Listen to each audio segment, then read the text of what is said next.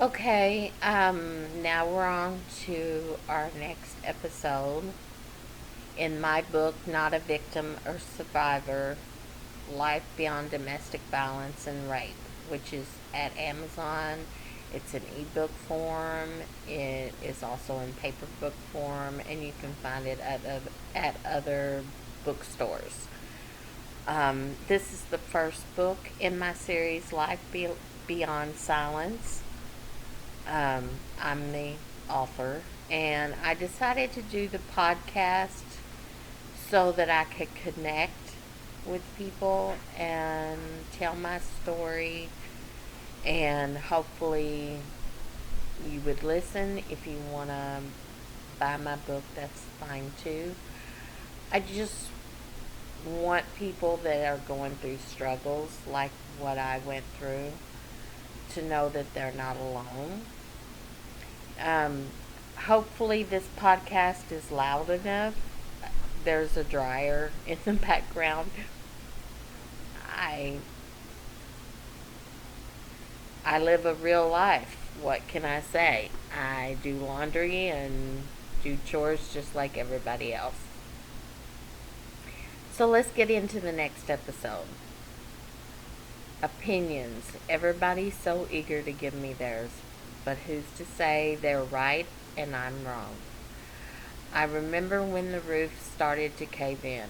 I cried out to my friends and family, all of which were eager to give me advice, both good and bad, even if I didn't ask for it. My family, who liked Phil in the beginning and accepted him, drastically changed their views, and to them he was now the enemy. If given the chance, they probably would have had him stoned or hung from the highest tree. Looking back, whenever we had a disagreement, they always judged him fairly, and now just the mere thought of him disgusted them. Was it because of what he had done, or that he did it and now Matt was using it to get my first daughter away from me? Just whose side were they on? With no support, how were they were how were we supposed to stand up and fight? After all, when things first broke, they had left it up to me whether I'd stay with him or leave. And when I told them we were seeking counseling, they seemed to accept that decision. But the minute Matt found out and filed papers against me for my first daughter, they were nodding their heads in what seemed to be approval by them that he should leave. It didn't matter to them that we had decided to face the music. The music had changed, and they thought I should turn it off. Sometimes they seemed to listen and feel sorry for me, listen to my heartache. Then they would suddenly turn into bloodthirsty killers out to run Phil and everyone like me that supported him down. My friends on the other side had conflicting views, depending on the person. My neighbor, who over time I learned was feeding information to Matt, listened to me and heard my choices, and like myself couldn't make a decision on outweighed which outweighed the other. She agreed that my first daughter would be hard to leave behind, and she agreed that Phil had done terribly wrong. However, she said she understood I loved him, and she saw how much I was hurting. She knew I did have to think about my other kids, my happiness, and most of all, she saw my heart was with Phil. She knew I'd also give my life for my first daughter, and it would kill me inside to leave her. My best friend, Gabby, even as close as we are, was eager to say I shouldn't choose any man over my daughter. But then again, she at least supported me. She listened, and that was what I needed. However, I remember she told me after he had been caught masturbating that I shouldn't be so quick to do anything drastic. After all, I was 32 and had 4 kids. And it wouldn't be easy for me out there in the single world. She thought, like I did, that it was just a sexual high for him, a fantasy that he tried to live out. And in her words, unless he was screwing chickens in the backyard, I should try to hang on to my marriage. On the other hand, after the other woman incident, she said if it was her, she would bash his head in with a skillet while he slept, or slit his throat, and I would be better off without him no matter what happens. That he didn't deserve the kids and me. She even offered me a place to stay if I wanted it. She said she would help me if I wanted to move to Michigan, and she knew some bachelors with good jobs that she could introduce me to. I knew she was sincere and just trying to help me, but I declined her offer.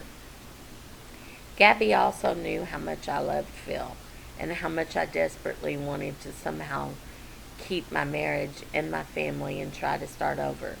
She agreed that things hadn't been fair, and she knew my heart was breaking. One of my girlfriends at work thought for sure I had suffered more than anyone else could have ever expected me to. She too thought things were unfair. She knew all the effort I'd put in trying to hold on to my marriage, and she had seen me go through the holidays knowing about the other woman and now being forced into giving up what I had decided to keep. She said I was truly stronger than she could ever be. Me, brave, strong, definitely not. I was a zombie. I was just desperately trying to hold on to reality. I knew I was extremely depressed and I was unable to work for some time. And now I was being forced to throw in the towel. I hadn't forgiven Phil, but I had put my heart into trying to get past it and cried through the pain. I had decided that my love for him was worth a second chance. I knew it had been hard to trust him again, or I knew it would be hard to trust him again, but I was going to try. To have my ex walk in and cause all my plans to collapse was just not fair. After everything I'd been through, this might just put me over the edge. She said if you do decide to stay with him, you have to make a plan. This is your last chance. You have to say that to him. Don't ever hurt me again. Everybody, Gabby, my neighbor, my coworker, gave me advice. However, they did agree on one thing. They cared about me and I was in their prayers. Prayers, yes, prayers. I had done an awful lot of praying myself. I knew I needed guidance. God knows that I would do anything to keep my daughter and Phil, and He knows how much I was struggling inside. Maybe He'll lift the burden from me, I thought. Maybe He'll let me sleep and I won't wake up. God, please help me.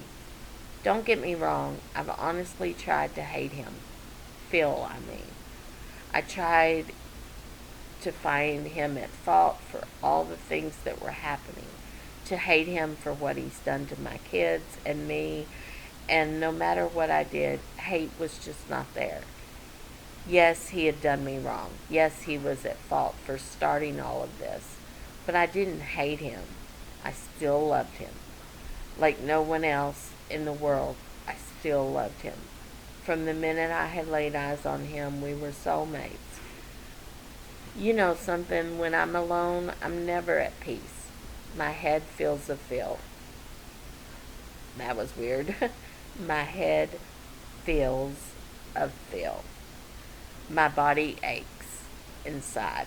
I feel sick at my stomach. I wander aimlessly around the house, not able to sleep. I can't feel anything. I feel totally numb. I cry, I pray, I cry, but most of all I dream. Dream that I'll wake up from this nightmare and things won't be as they are. My family intact once again, and then everything will be okay. God help me, please. I think I'm going insane.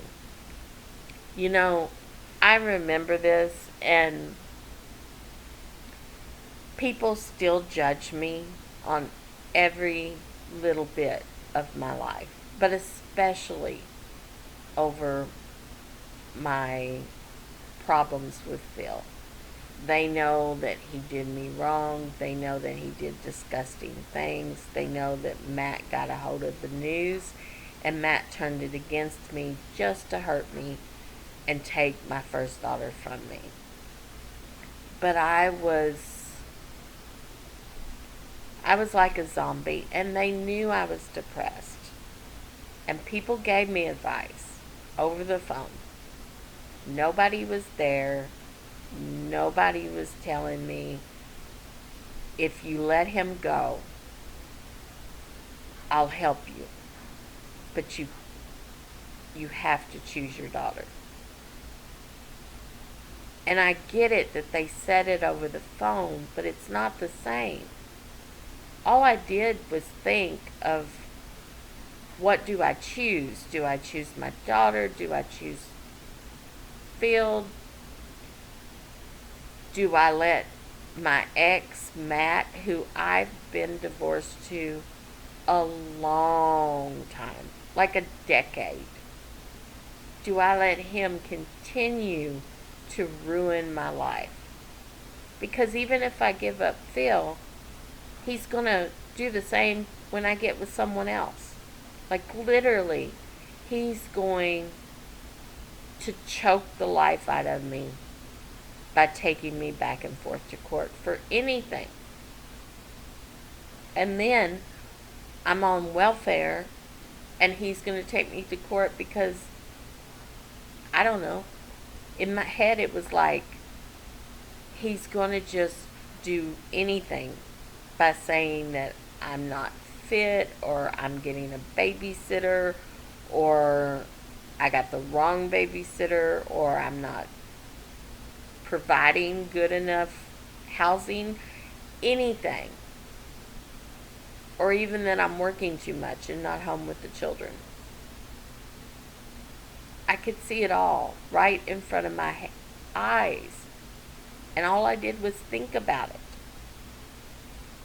Nobody understands, even to this day, how I was tormented. I was already a basket case. I already had emotional problems. I already had very low self-confidence. After being abused with Walker, after going through all the challenges I had been through, yeah, I made a lot of bad decisions, but I was already broken. And people kind of knew that. I know they did. They listened to me. They knew I was hurting, but nobody was there with me. My mother was at least an hour away, working, living her life.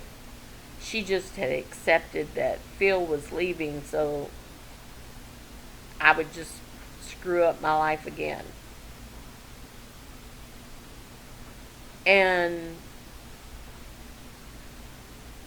my best friend was hours and hours away.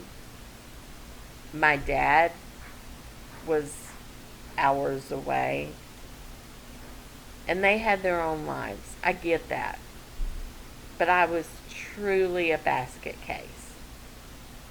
And when you're having emotional problems, you need help. You need guidance. You need someone there holding you, telling you you can do it. And to be honest, I didn't know if I could do it or not.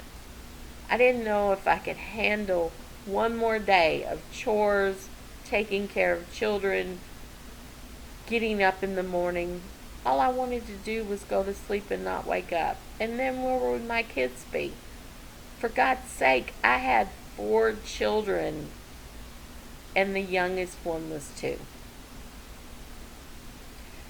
Okay, let's go back to my story. The true meaning of love. Love isn't something you can define easily. It has its spirit all of its own. I remember when I was younger, I wrote a lot of poetry. Depressing and dark poetry. The words showed my tears, pain, and torment. Now I've suddenly started writing poetry again after all this time, writing down my feelings, giving me comfort, and it offers me in a way to come to grips with all the things that have happened to me. I feel sickening that no medicine can cure. I cling to my dreams, my memories, my heartaches. My thoughts are only of him. The tears, they fall constantly, never stopping. They fill my days and my nights. In the day, I find myself watching the time. I look out the window, expecting to see him come home, only to realize he doesn't live here anymore. I awaken from my sleep at night, only to call out his name. Oh God, help me. My life will never be the same. I found out by writing this book that yes, indeed, I am in love still with this man. No matter how imperfect, no matter what he's done, I still love him, and I want desperately to hold on to what most people search a lifetime for. But how? God, please tell me how. Okay, I'm sure you're thinking I have most assuredly gone over the deep end. I've completely lost touch with reality. Giving enough time, or given enough time, the pain will surely subside, and I will find another to take his place. Maybe. Maybe you're right. But what if you're wrong? What if I regret losing him forever? What if I spend my whole life wishing that I hadn't let him go? No, I'm not afraid of being alone. I'm afraid of being single again. I know, what if I didn't love him? I could start over again. It would be easy if I didn't love him. After all, I've done it before. I know the pain. In I feel it isn't. Boy, I messed that up. After all, I know it. I've done it before. I know the pain I feel isn't because I'm scared. Okay, let me just go back. I know that if I didn't love him, I could start over again. It would be easy. After all, I've done it before. I know the pain I feel isn't because I'm scared. It's not hard to start over. If the feelings are gone for that person. But let me ask you, what do you do if one day in your life you're interrupted by a nightmare? You can't understand what's happening. How do you turn off your feelings? How do you make love to your husband one day and then suddenly the next day are told to forget he ever existed? How do I do that? Could you? How do you walk away when your heart is breaking? Could you watch him pack and leave? Well, I did. And I tell you, I honestly thought I wanted to die. I thought I was going to die. Perhaps in a lot of ways I did die. Perhaps my heart broke literally and I will never be able to heal. What is that old saying people say, it's not over till it's over? Well, I'm still in love with this man, and until I don't love him anymore, my heart will continue to long for him. So now what do I do? Hold on a second. I'm sorry. Okay, I'm back. Have you ever looked in the mirror and wondered if you knew who the person was looking back? Well, here we are. That was then, this is now. Now, I want to make this plain and simple. When I'm saying that, I mean there had been just a little time passed between the time that Phil had left and how much I was still hurting. Now, after all these years, I feel differently. I know what happened. You're going to find out what happened. But I feel differently. But at the time, there had been just a little time lapse. So that is why I said, here we are. That was then. This is now. So I'm going to finish this part and then I'll talk again. That was then, this is now. I'm legally divorced. My mind, however, is still cluttered with things I did and I didn't do. I didn't do the right thing, but I feel as though I did the best I could at thinking things through. I tried. I tried to think. I tried to make a reasonable decision for what all my mind was telling me. I weighed both sides over and over again. I have to tell you, my decision was based on everything. My feelings, the advice I got from everybody. However, mostly it was based on the discussions I had with my children. And it hasn't been easy. My first daughter was 12.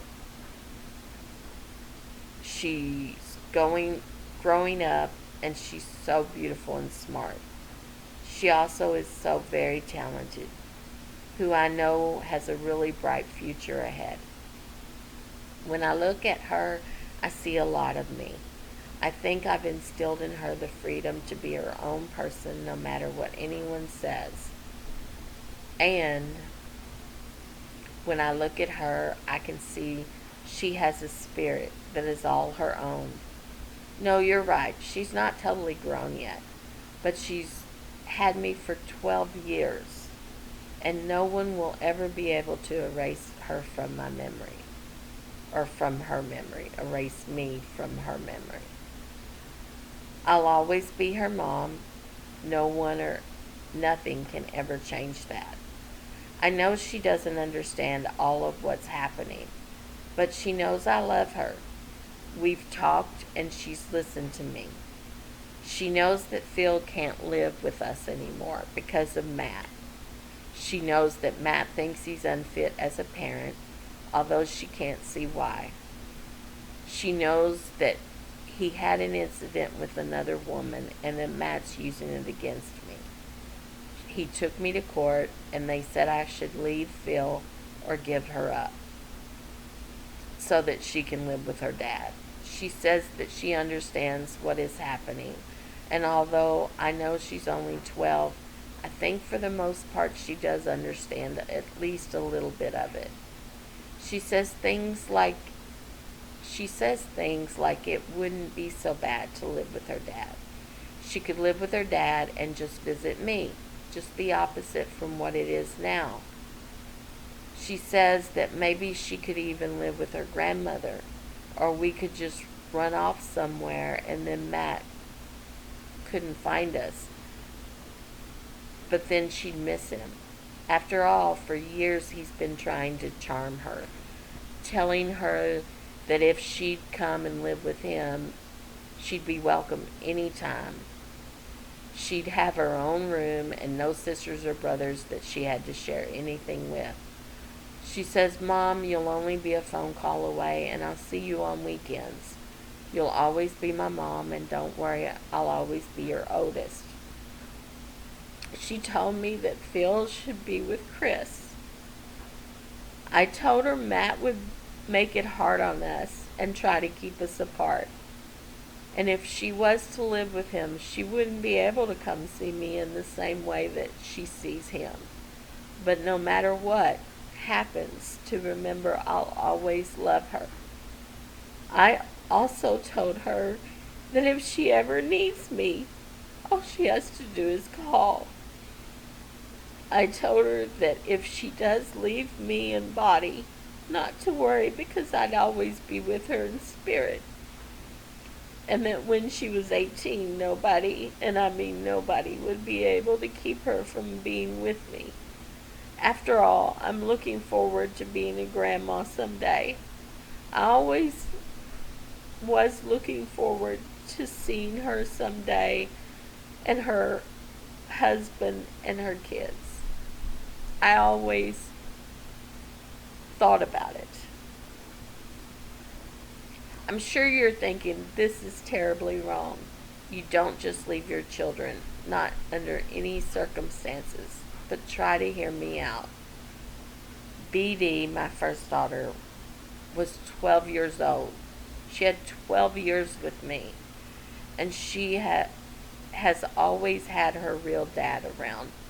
However, my son is only 2, and his life is just starting out. Shouldn't he have every chance in the world to have his real mom and his real dad with him? Does he not deserve the luxury because he's only 2? After all, a lot of people say he'll forget Phil, and whomever you meet and marry could be his dad.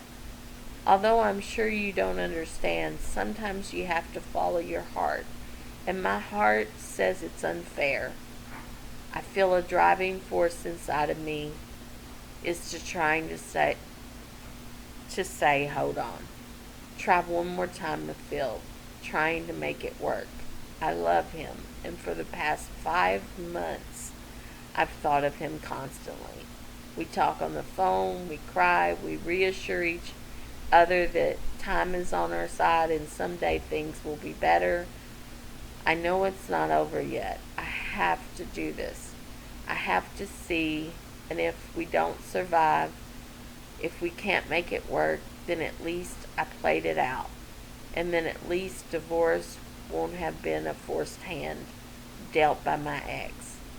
However, if it works and there's nothing saying it won't, I'll have my soulmate back and the last laugh on Matt someday when my first daughter is able to come back to me. I have to do this. I have to try. I want to say also that in the book, I use names, but in the podcast, I'm trying to just say first daughter or BD, which is her initials, instead of causing any more drama to my family. If I could tell Matt how I feel, I would probably tell him that he will never be able to keep her away from me. That it's just temporary separation, because even if she never sees me as a mother figure again, I will forever be waiting. And I will be there for her if she ever needs me. Not to mention he can't keep her from her siblings. After all, she has 2 little sisters and a brother. What makes him think that anything could ever change that? Nothing he has done or ever will do will drive us apart forever. If anything, after all is said and done, he may be the one left out in the cold. He may in the end be driving her straight to me, especially after she sees how much heartache he's caused all of us, including even her siblings. I never wanted us to be enemies, and until all this happened, I didn't love him or hate him. Neither did I wish Matt any harm. But now, after all he's done to me, I can honestly say his hate and bitterness for me has made me feel nothing but disgust and hate for him. No, I feel pity and disgust for him. After all, for him to have tried so desperately to ruin my life and then kick me when I'm down, he must have truly carried a seed of evil with him for a long time. What made him such an evil man? Did me leaving him make him so bitter that he could never release those feelings that he had for me? Did he plan a vengeance on me that you have continued to foster and grow? Did the years that follow only add to his plan? For me, I left our marriage with the idea that neither one of us was truly to blame. I was young, I had fantasy expectations. He was set in his ways, and he was not comforting, as I thought he should have been. But now, through my maturity, I look back and think, maybe we never were really in love in the first place. My daughter will never forget me, and someday, no matter if I'm with Phil or not, she'll be able to see me if she wants to. and I'll always be waiting until she does. Likewise, Matt may someday see my second daughter, which he did see my second daughter a couple of times, but he still insisted she wasn't his. Just so you can look back, just so she can look him in the eye and ask why he never claimed her. What kind of dad could you have ever been to come by and pick up your first daughter and never even speak to her? Well, enough is enough, and I'm leaving soon for better or for worse. I have to think of my other kids. I have to think of my son. I wonder what my son would say if he knew you're doing this to his family. I wonder what you'll say if he ever comes and finds you. If he ever asks you why you kept his sister from him. I wonder in the end if anyone will ever care about him. Needless to say, I don't really care. My view on life has greatly changed, and at one time maybe I was spirited and wild like an untamed stallion. But now, through all my heartaches and hardships, I've begun to realize that life is funny. The way it takes you down these twisted paths through deep valleys and highs that make you feel like you're walking on clouds. Life is both complicated and yet simple. Life is sometimes taken for granted. I believe somehow, somewhere, my destiny will be revealed, just as it is to all of us. Just like love is out there for all of us. There is an old saying, everyone has a soulmate, but trouble lies in finding that certain someone. Well, maybe I've found mine, and I hope everyone tries to understand. I can't take a chance on losing him. Someone once told me there is only one thing that makes life important. The hardest thing is knowing what that one thing is. And for me, and for all of us, it's something different. I won't really know how things come out until it's over, and I don't think it will ever be truly over for me. Don't you agree? Over the years, I've learned that time is funny, how it ticks away blindly, seeming to slow at times, while other times it seems to fly by so quickly. Sometimes you end up wondering where you've lost track, and yet sometimes time just virtually stops. However, while it continues to run, clicking off day by day, you have to live life to the fullest. For all of us, it stops way too soon, and then it will be too late. So, I'm going to kind of give you a glimpse of what exactly was happening. Looking back after all these years, I remember I was just devastated. And I had so many thoughts in my head. If I could go back and change it, I would in a second, because I made the wrong choice. My first daughter was sitting with me, talking to me. I listened to her, and she was only 12, and I shouldn't have. She didn't really understand. Truthfully, though, I didn't either. But when she said she didn't mind going and living with her dad, yeah, I knew Matt was vengeful, and I knew he was trying to hurt me. But I didn't know what she would have to go through. And I figured my mother would get visitation, and she'd still be able to see her grandmother. and she'd have her dad, and he was remarried, and her dad could give her far more than I could. Even my mom could give her far more than I could.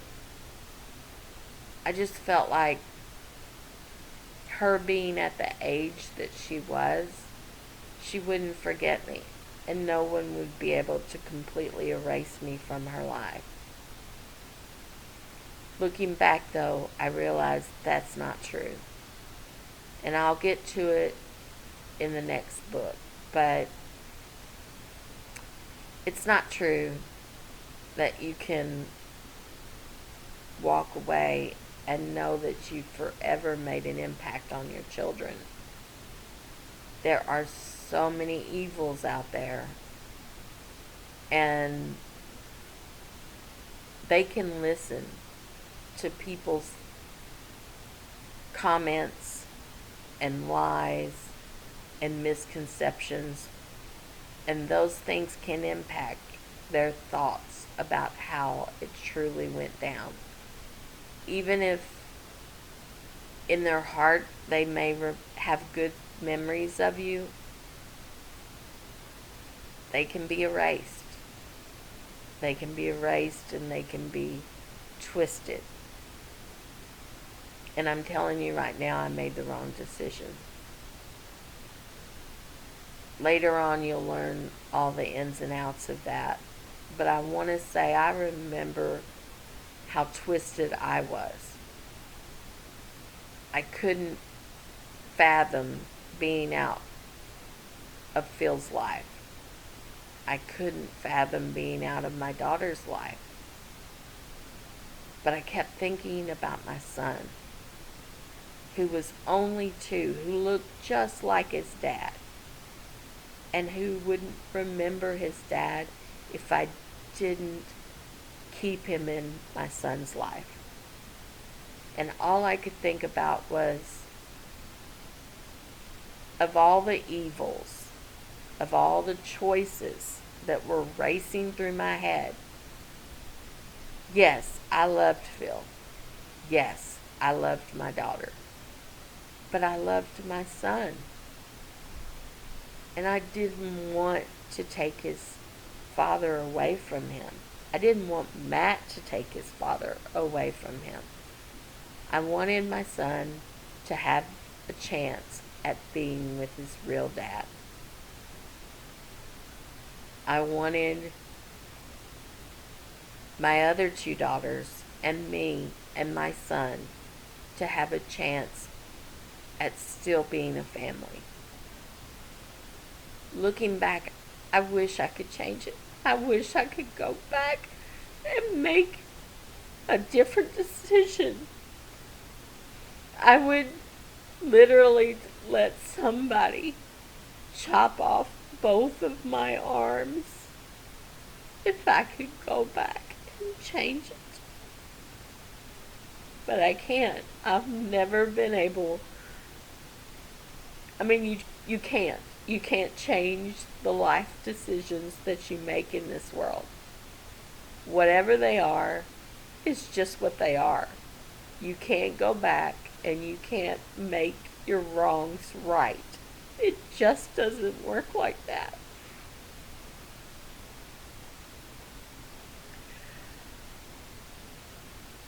There's so much left that you have to listen to, and there's so many other things that I have done that I'm sorry for. I can't tell you how many times in my life that I made the wrong decision, because for the most part, I am a fuck up. I've made a lot of bad decisions, but I did what I thought I could do. I know that I made a lot of wrong decisions, especially this one. But there was nothing that I could do to change it.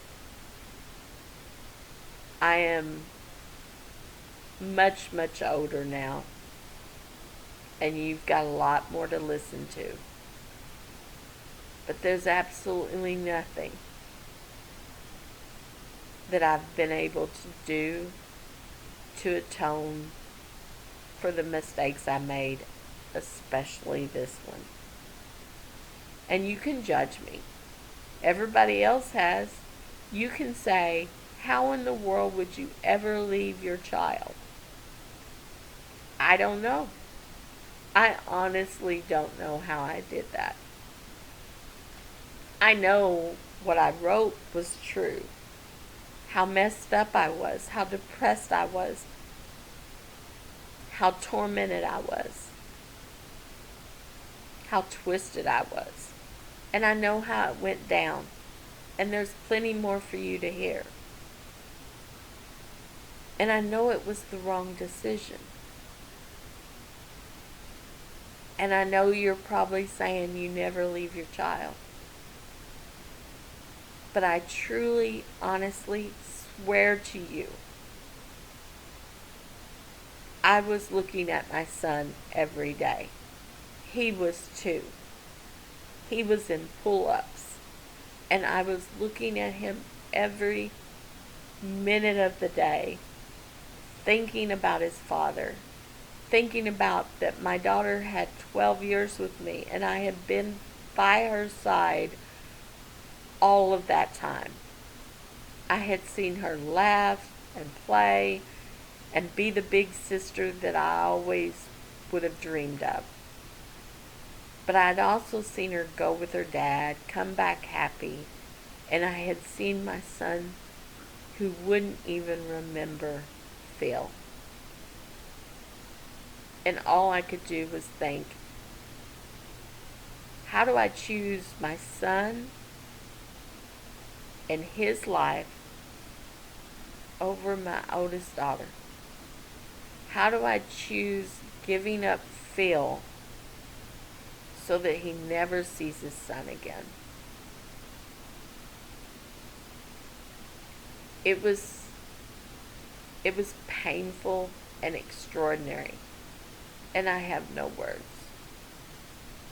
I just hope you listen to my podcast, you read my book, or however you hear my story. And I hope you think about it, no matter what your conclusion or decision would have been. I hope you think about it with an open heart and realize just how upset and a shell of a person I was. And I was a shell of a person. I can honestly say, even looking back and reading these words today, I can honestly tell you that I remember being empty inside. I remember being completely lost and empty. Okay, I'm going to leave this here for now. Like I said, I always go long and I don't mean to. Please continue listening and I will be back. Thank you.